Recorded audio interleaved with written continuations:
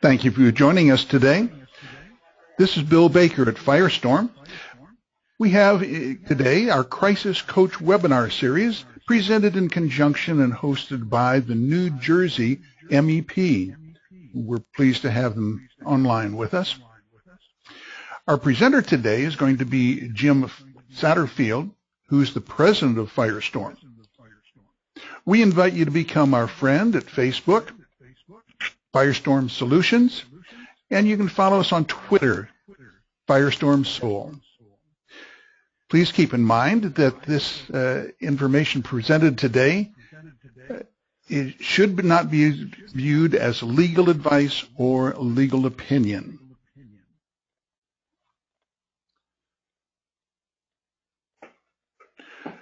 Today, we're discussing how do you know what you don't know? Building an intelligence network on anonymous reporting.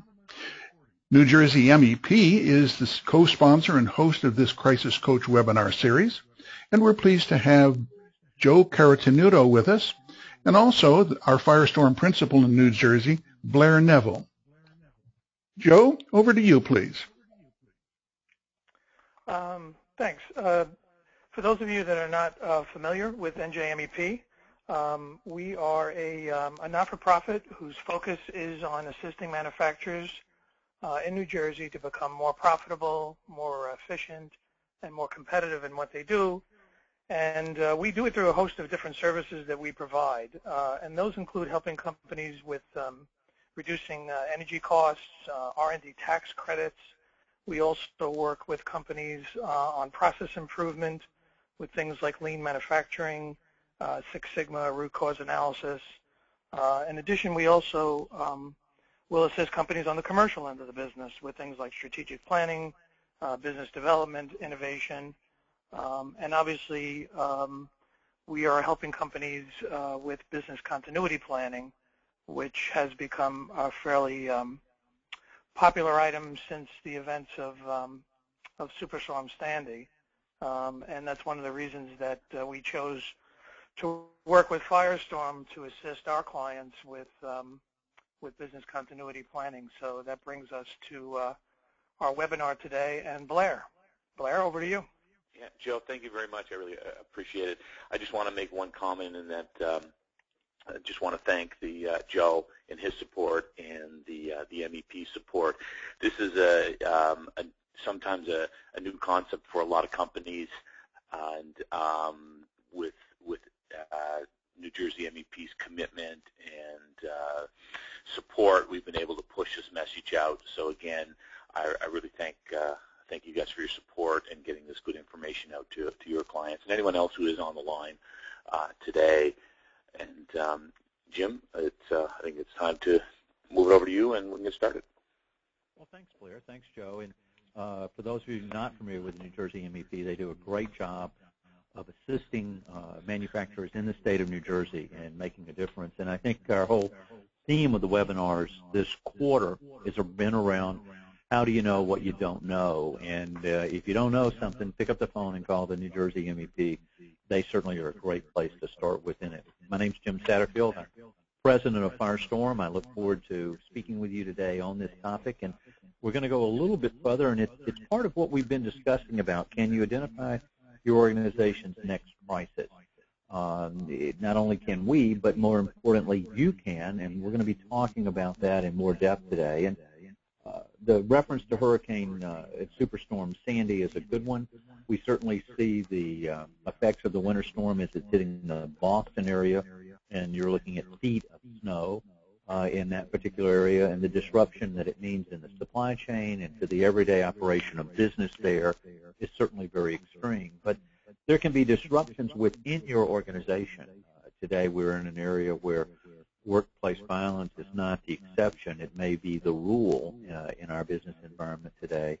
And we want to start to try to figure that out a little bit in terms of what we can do and how we can better understand those aspects associated with it. So can you identify your organization's next crisis? The answer is yes, you can. And let's talk about how we do that. And I think the way that you do that is creating an intelligence network. We're finding that increasingly that starts to bring certainty to a situation that you find what's going on within your business and through that process. So if you know today what's going to happen tomorrow, you can plan for it. You can get the supplies. You can get the materials. You can address that behavior of concern that's been an issue for us to look forward.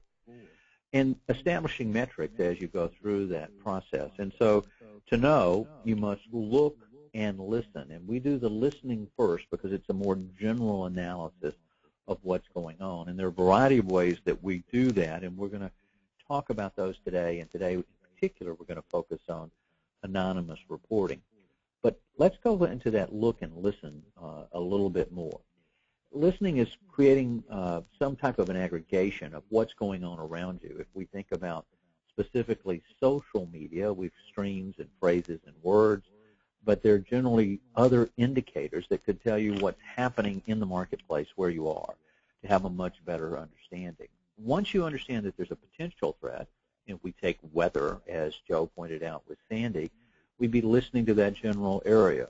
When you then start to look at the specifics of what's going to happen at my location or to my people, now it's a more in-depth analysis. If we're concerned about workplace violence, we're looking at a person of interest, their sphere of influence, and it's almost creating a virtual investigation procedure. And we'll go into both of these terms in the webinar next month in more detail as we focus on the violence side of it. But I want to take a step back and talk about anonymous reporting and what does that mean. So when we've shared in the past about an intelligence network is made up of at least 4 components: background checks, anonymous reporting, behavioral risk threat assessment, and social media monitoring.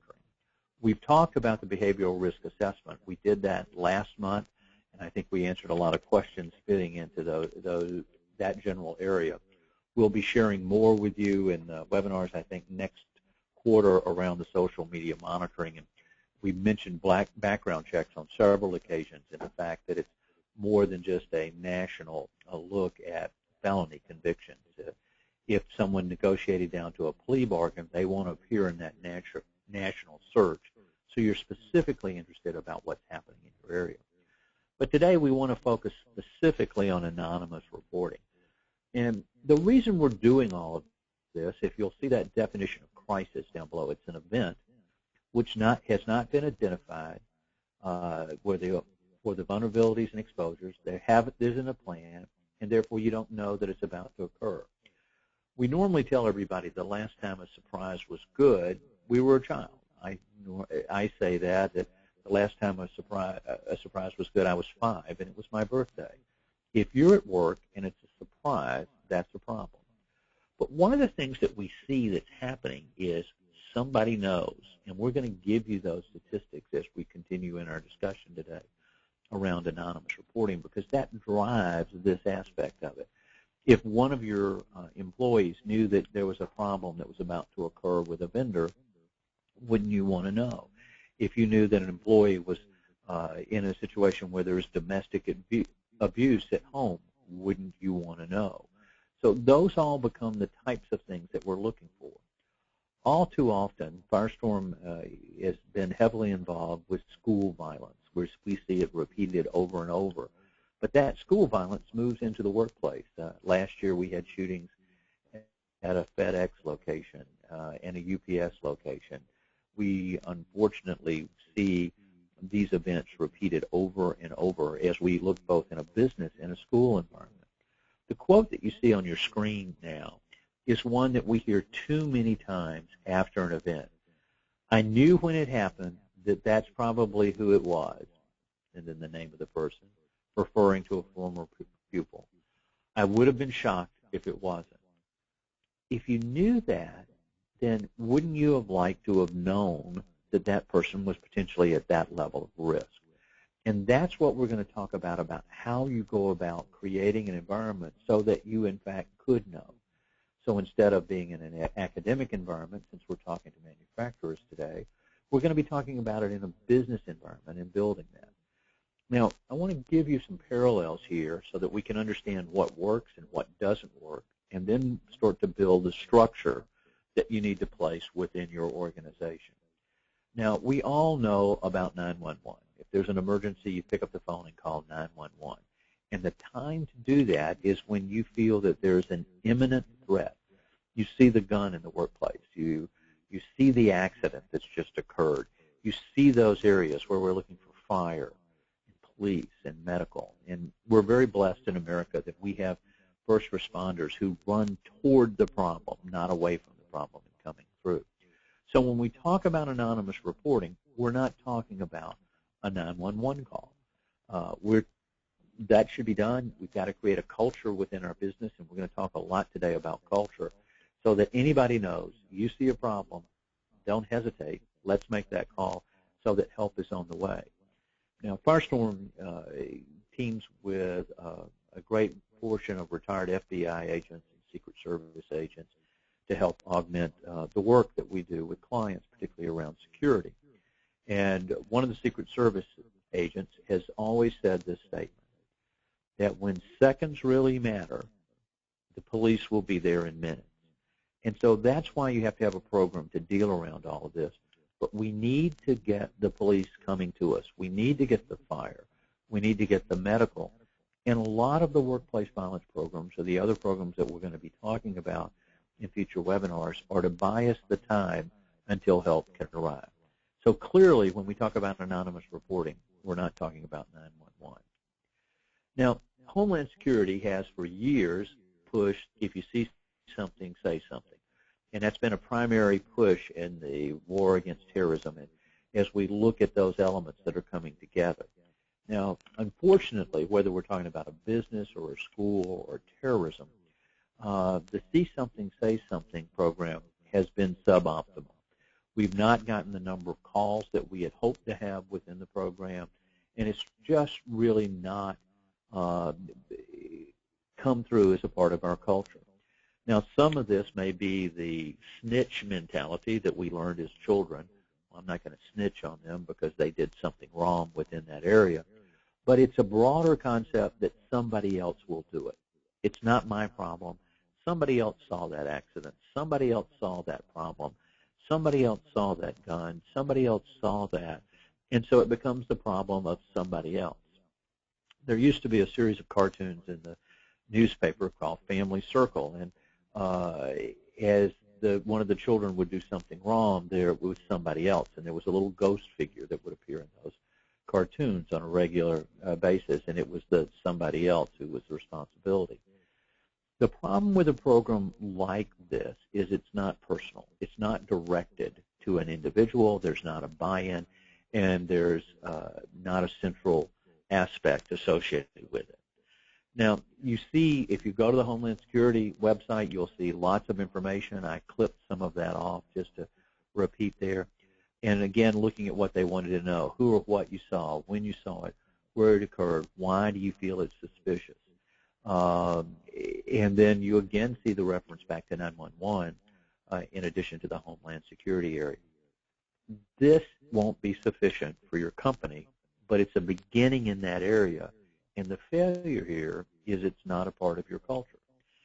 Now, we've talked about schools at the beginning, so I want to go back to schools for a minute before I return back to your company and talk about this. If I were to say the name Columbine, you would immediately think of the shootings that occurred there a number of years ago. Columbine is also the state flower of Colorado, and most people are not aware or remember or associated with that. But because of the horrific events that have occurred there, the state of Colorado, in conjunction with the Department of Education and others, has created a website called Safe to Tell. And you see here the homepage from that website. And it's a way to start to promote the same concept we're talking about today in the public school system within the state of Colorado. And each one of the districts or the counties or cities are supporting and off this program. But a very small percentage of the information that students see gets reported into these areas. Well, why should you have a call? Well, here it looks, and you're starting to see some of the areas. Still not sure you should use Safe to Tell. If you don't, who will? That's the theme that they're trying to reinforce associated with. You can make it anonymous. You can send this in. It doesn't come back to you. And that information and to come together would make a difference.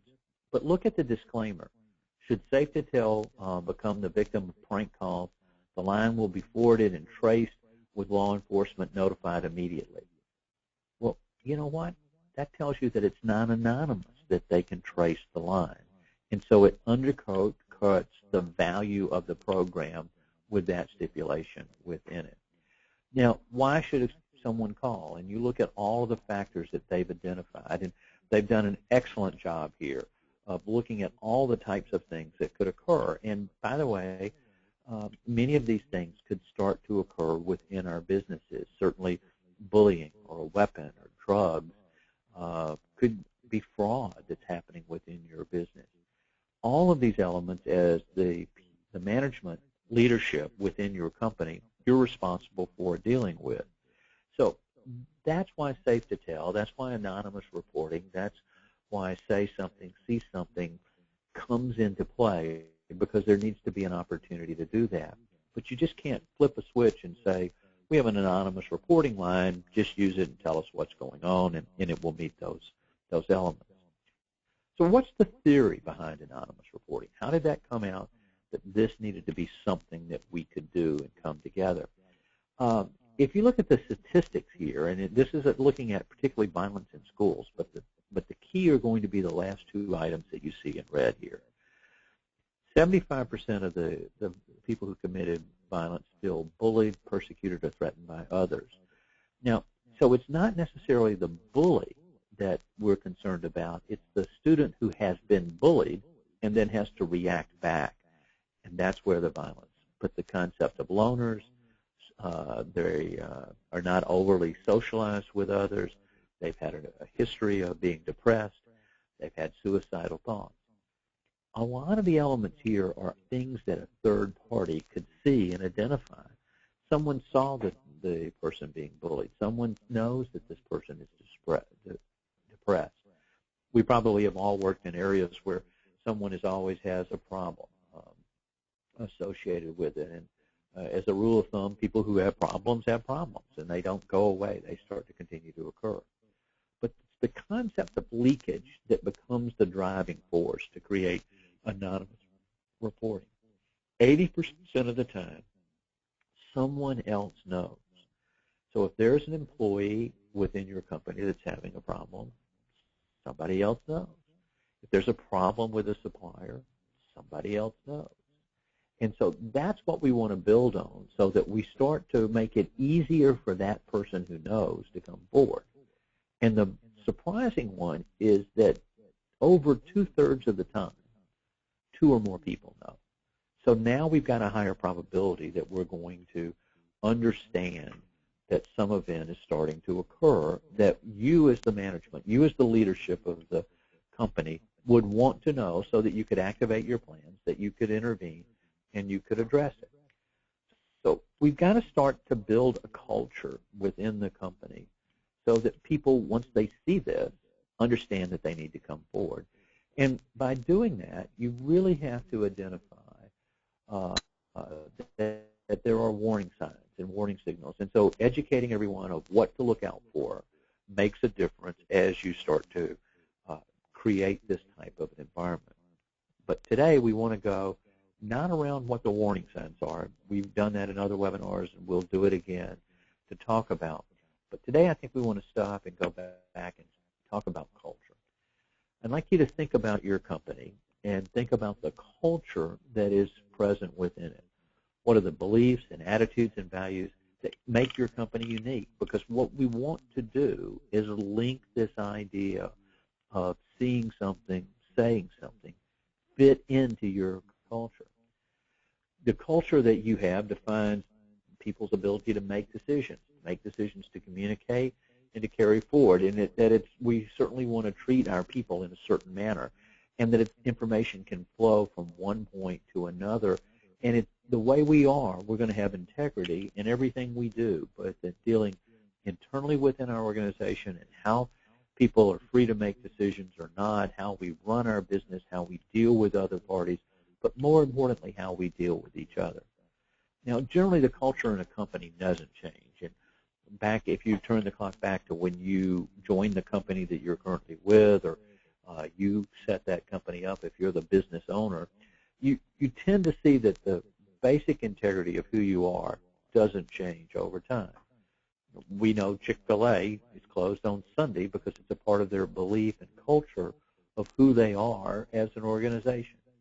Similarly, many things are true within your organization that forms that culture. So whatever we design must be in line with that.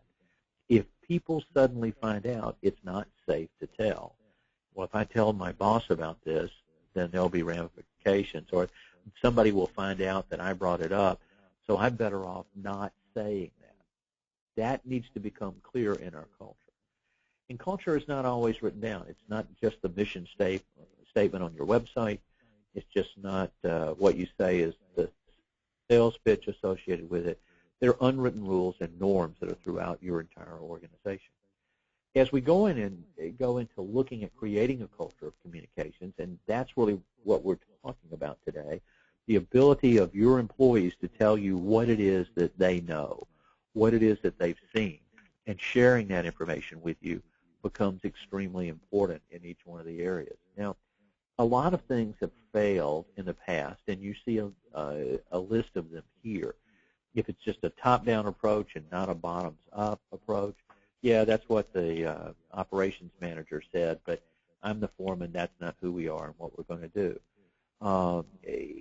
If there's a lot of speaking and not a lot of listening about what's going on within your company, if there are embedded frustrations that they're upset about the way that medical benefits are being handled, or vacation or sick leave, those elements, then if you're not getting people who buy into that, then the communications program that you have doesn't fit the culture of your company. So we've got to create an environment that aligns everything with the culture that you have to get someone where they feel comfortable in telling you what they know. That way, we've got the most power within our business to meet the business objectives that we have through the organization. So if you want to create a culture of communications, and anonymous reporting certainly is a key component in that, it's got to align with the culture of your company. How do you disseminate the information? Is it safe for people to come forward? Everybody needs to know that we want to be there and that we're going to carry that forward. And what we want to do is, we just don't want to have a communications program. It's got to be a culture that we can talk to each other, that we can share that information. You know, earlier on a slide, we talked about listening and looking. Listening is being the more general situational aspect of it. The looking is at a particular event or circumstance or an area. So creating a difference in approach and as you come together, and then creating this intelligence network, whether it's the monitoring of social media, the suggestion box out by the office, a website where people can make postings associated with it, a phone number that it would come together, or the idea that you can go and talk with someone in HR and that conversation is privileged and confidential. That's really what we're trying to do to create this intelligence network. Our goal clearly always remains to know today what's going to happen tomorrow, because we can work with that. We can't today go back and change what happened yesterday. What happened yesterday was yesterday. But as we look at creating this intelligence network, and the anonymous reporting plays a key role in it, then we're starting to understand today what in fact is going to happen tomorrow. So as we start to create this culture, the first thing you've got to understand what happens today. I've worked in big companies and small companies, as probably many of you have, and in some cases I've found that the rumor mill was faster than the company release of what was going to happen next, of who was going to get promoted, or what was going to occur, or where we were opening a location or closing a location within that. So the first thing about anonymous reporting is to understand what exists today as it would come in place. Now, as you understand that, if some things are not where you would want them to be, then you've got to start changing that culture, and it has to start at the top. If senior management doesn't believe that we need to have an environment where it is safe to tell, where you can come forward and see something and say something, well, that's not going to be beneficial, and it's never going to happen. So start at the top once you understand what's there, and to be very frank. We developed a business continuity program a number of years ago for a large multi-location firm. And in doing so, we uncovered that there was suspicion, if you were not at the main headquarters location, that there was some other ulterior motive in terms of what was going on in each of these areas. And so there was a complete environment of distrust at every single level. And so, therefore, what was seen and understood at their other locations was not communicated back. And so senior leadership within the company had a completely different understanding of what was actually going on. And there was a control structure here that if you were going to do something, every decision would have to be made at headquarters. Now let's fast forward this a little bit to an emergency plan. Well, if you have a fire, it meant in this company you had to call headquarters to find out if you could evacuate the building. Now, we all can see that that's ludicrous, but it was such a culture that no one was empowered to make a decision at the individual location level. The same thing would apply here if we're talking about anonymous reporting. If a supervisor has to have the ability to say, I will treat this information as confidential. There'll be no retaliation, even if it is not correct, but we appreciate the opportunity to come forward and to share in that particular environment. So we have to start at the top. We have to have our strategies and tactics easy and simple.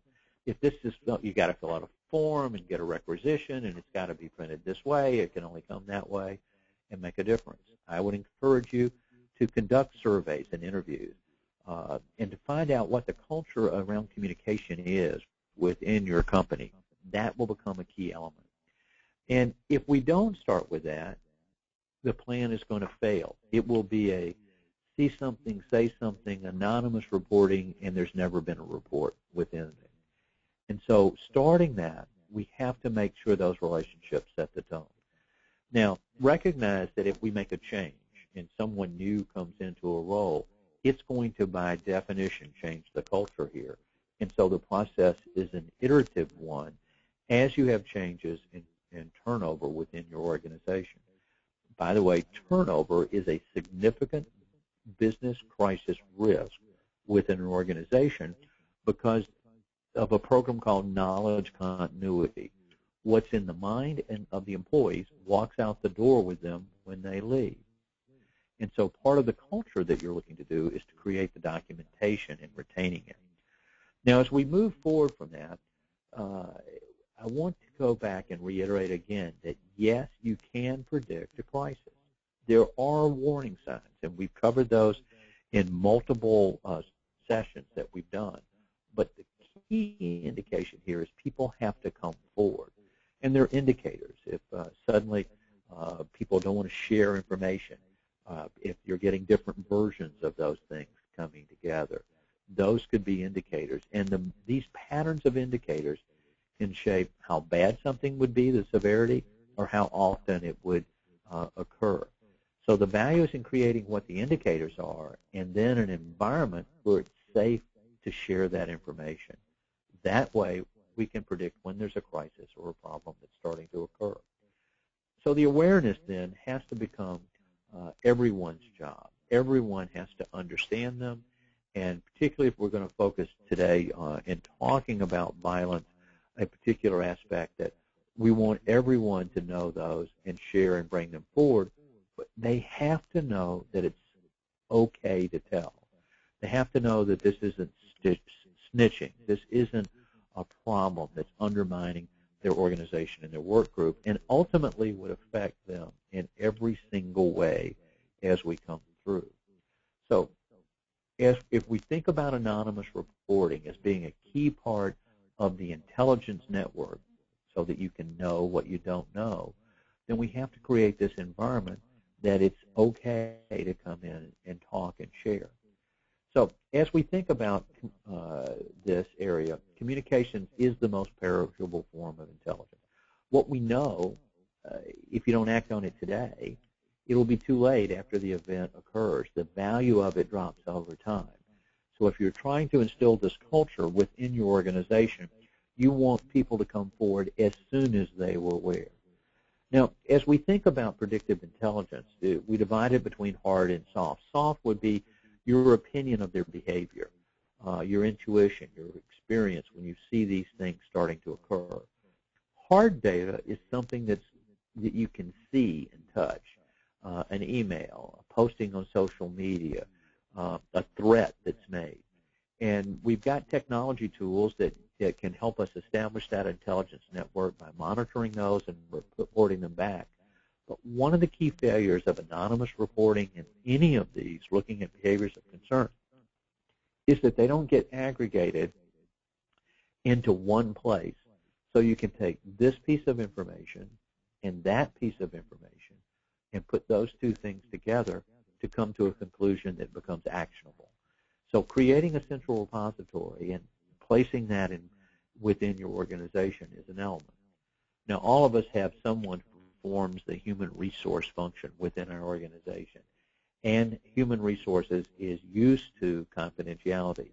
There are certain legal requirements that they have that they can provide protection, and we've all seen the data breaches and the cyber breaches that are occurring on a regular basis. And when we talk about medical information, the HIPAA requirements to keep things confidential, and that's certainly been a strength in our HR departments around all of our companies. So that would be a good place for the central repository to be established, but there has to be a channel for that information to go there, become aggregated, and to have it be safe. No single fact will be the trigger, but we have to view this in its totality. So if we want to assure confidentiality, that's how we create this culture. And as you saw on the Safe to Tell website, there was a threat made on the site. Hey, if you say something that's a lie, then we're going to come and look you up. That tells you that Safe to Tell is not anonymous. And that's a fear that everyone has when they come forward. And if you want to start to build a culture in your organization so you can know what's really going on out on the shop floor, what's really occurring in the accounts payable department, what's really happening in the sales and marketing areas, what's truly occurring with our supply chain, then we need to create an environment that confidentiality is assured. If you don't have that assurance, you're not going to get the information that you need to address each of those areas. So when you think about this, we need to make sure that we make it okay to say something, that there's not a snitch mentality, that you're doing to promote this for any area. It can be as simple as the suggestion box that someone could drop a comment in. When you do it as a suggestion box, you probably will find out other things, some of which that may be minor. We need to change the stuff in the vending machine, or we need to have a better grade of toilet paper in our restaurant. That's okay. You've learned something. It's important, and it helps us from an operational standpoint within our business. But here we're concerned about behaviors of concerns, and those behaviors of concern could relate to violence, or it could be a behavior of concern that would relate to what our ethics are within our firm, or into that there's fraud or theft or shrinkage that's occurring within our business, each of those elements that could come forward. We've seen it done with a confidential phone number. You could even set it up with an answering machine. But many people are concerned that somebody will recognize their voice, and that becomes a limit. You could have a text application where someone could go and do that. There are apps that can be created, and if you need assistance, we could certainly help in those areas. Or you could add a portion on a website where those elements would come together. Now, as we're thinking about creating a culture, there are other elements that could be dealt with. Surveillance detection. If you're seeing behavior that's out of place, whoever sees that behavior, we're asking them to report it, and that's the anonymous reporting. Monitoring, looking at social media and cyber.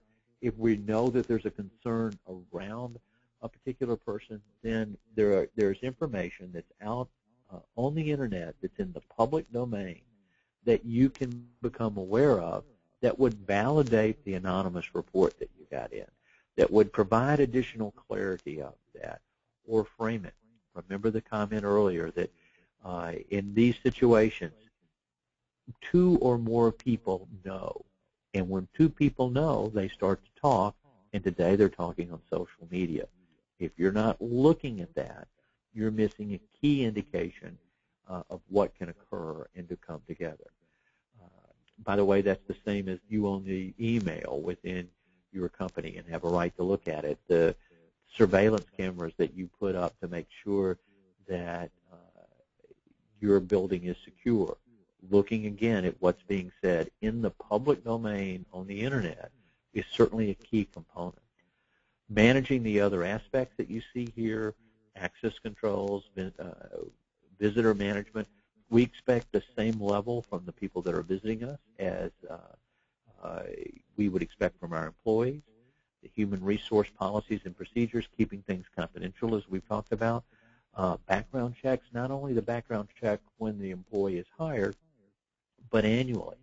Because if we see a pattern here that there's some behavior of concern and someone's talking about it and people are late to meetings or they're having sick days or they're more argumentative, this could be a substance abuse problem, alcohol or drugs. It could present a safety problem because accidents will go up. All of those elements would come together. Now we've got to train our people and to see something and say something. That aspect needs to be our culture, that no one in the company is going to turn a blind eye to what's occurring. You need to have those aspects in place so that everyone understands it as we go through and build this program. Coordinating with local law enforcement to see what they're hearing and seeing, and having some expert relationships. Maybe you need to have a psychologist to look at the information that you're gaining and understanding, and then you've got to test your plan. I would encourage you to design a test just like we would test a fire drill or test a response in an area. Test to see if you're getting the reported information of what's going on within your company, because that's how we go about creating a culture and supporting the culture that we have, and more importantly, supporting a culture of two-way communication. It's just not the senior leadership. It's just not the management team. It's just not the owner telling everyone how it is. It's a two-way street.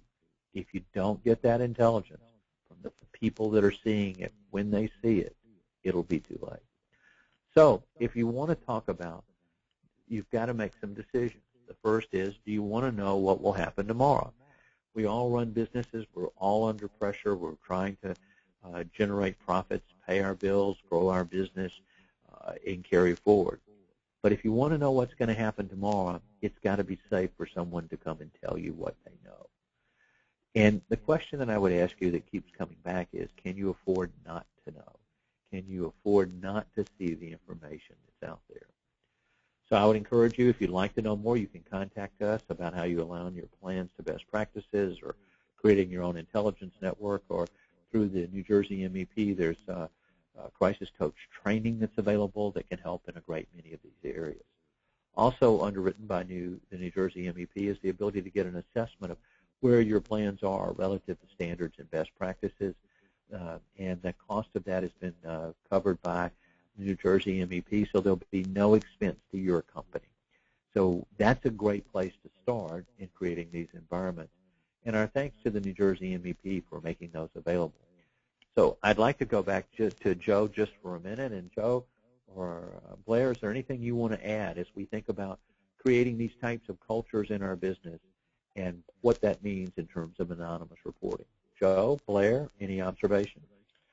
Well, thanks, Jim. This is Joe. I thought that that was very thought-provoking. I mean, these are a lot of the things that companies don't necessarily take the time to think about, but all pose risks or at least opportunities to reduce risk when they put certain provisions in place to sort of measure and monitor what's going on in their companies. And I think that's one of the reasons why the assessment is so valuable, because it really gets companies to think about risks that they don't ordinarily think about. You know, we always think about the storm and the hurricane, but we don't necessarily think about all these other subtle things that can be equally disruptive to a business. So, Blair? Thanks, Joe. Blair, you want to add anything? I just sort of second Joe's comments, and I just want to make a quick comment. Is it's so much of this often companies think of it in the sense of violence, and we get caught up with that because it's such a dramatic and traumatic event. But you mentioned it a few times during the conversation, Jim, in that there are things in the business, vendors, customers, you know, financial issues. So all of that information, it's not just about the large dramatic event. There's subtle areas in the business that if people feel comfortable in talking and sharing and letting you know what's going on and have questions, and they can comfortably disseminate that information, you just know much more and you're ahead of the curve when those things start to crop up. So I just, again, and second Joe's comments on the fact that you know, the assessment is a great way to sort of talk about those pieces of your business as well. And I'll say if anybody on the line is interested in an assessment, you can pick up the phone and call Joe or the MEP, or just contact Firestorm or whatever's the easiest, and the number's there, and we'll make arrangements for it. I want to end by trying to support what Joe and Blair have been talking about here. And I want to take it away from workplace violence for a moment. We're getting a little feedback, so Joe or Blair, if your lines are open, if you can mute, that would probably eliminate the feedback a little, or will Bill, whoever's possible. We've all seen in the news over the past week the story with Brian Williams at NBC, where he had a particular set of events that occurred. His initial reporting of them were correctly. Later reports were different. Employees had come forward and shared information. Those that were involved in the situations had shared information. NBC didn't act on the information that came to them until they were in a position where they had no choice. The financial impact, the loss of brand, the loss of reputation to them has been exacerbated by the failure to act when they first knew. If there's not a culture of communications, when someone shares information, that we will act on the information in a timely, appropriate environment, then we're endorsing that behavior. There's a statement that we've all heard through the years: silence means consent. If someone's taking money out of petty cash and no one ever says anything, it's okay. If someone is getting a kickback on a contract, then no one says anything, then we're saying it's okay. If it's okay to make up stories that are not true, make exaggerations about what our products and services do, and no one comes forward to say, that's wrong, that's not what we're going to do, we're saying it's okay. We own our businesses. We run our businesses. We work every day very hard. We all depend on our paychecks. We depend on delivering quality products and services 100% of the time. Having an environment of knowing what's going on within your company is absolutely critical. If you don't have an intelligence network, if you don't have an environment where it's safe to get a communication from the lowest person in your company, whoever that might be, if they see something, they need to say something. If we think back to the stories that we've seen repeated in the headlines, if you think about Penn State and Jerry Sandusky, see something, say something. So I'll leave you with the thought that this is not a workplace violence issue. This is a brand and reputation issue. This is what your company needs to focus on to make sure that when your name is on a product, then it stands for something. And it stands for something in the lives of each one of the employees within the organization. Thanks for investing an hour, 45 minutes with us this month. We're going to continue the series next month to give you some more insights. And as we go through it, it's not only going to be a what, it's going to be how you do it. If you need any help, reach out to us at firestorm.com, drop us an email at webinars@firestorm.com, or give us a call at 800-321-2219. We've had several questions that have come in, but we haven't time today to be able to address those. So I'm going to ask Blair to reach out directly to each of you to try to answer those questions through the process. Thanks again today. We appreciate your help. I hope you have a great day. Thank you, everyone. Thanks, Goodbye. Thanks, Jay. Bye now.